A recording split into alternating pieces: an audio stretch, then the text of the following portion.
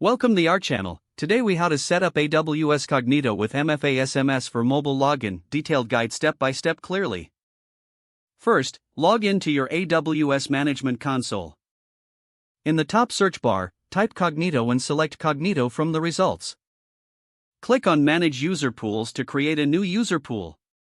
Select Create a User Pool to begin setting up your new pool. Enter a name for your user pool in the designated field. Click Review Defaults to proceed with the default settings. Now, you'll need to enable Multi-Factor Authentication, or MFA. Scroll down to the MFA and Verifications section. Select the optional or required choice for MFA, depending on your preference. Under the Which second factor do you want to enable option, choose SMS text message. Next, navigate to the Message section to customize the text message sent during the MFA process. Scroll down to the Attributes section and ensure the phone number option is selected. Then, head over to the App Clients tab.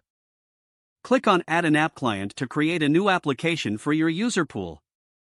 Provide a name for your app client in the respective field. Make sure to uncheck the Generate Client Secret option, as secrets are not needed for mobile applications. Choose the token expiration settings, or leave them as default. Click Create App Client to finalize this step. Once the app client is created, go back to the General settings.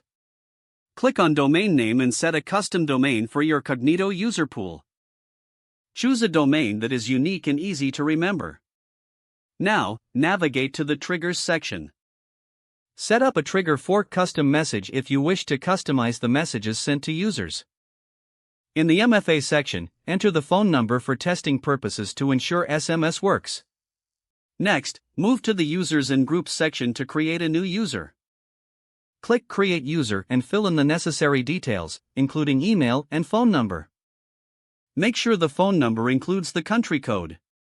After creating the user, a temporary password will be generated. Now, log into your mobile application using the user's email and temporary password. Upon logging in, you should receive an SMS with a verification code. Don't forget to like this video and subscribe to our channel for more step-by-step tech guides.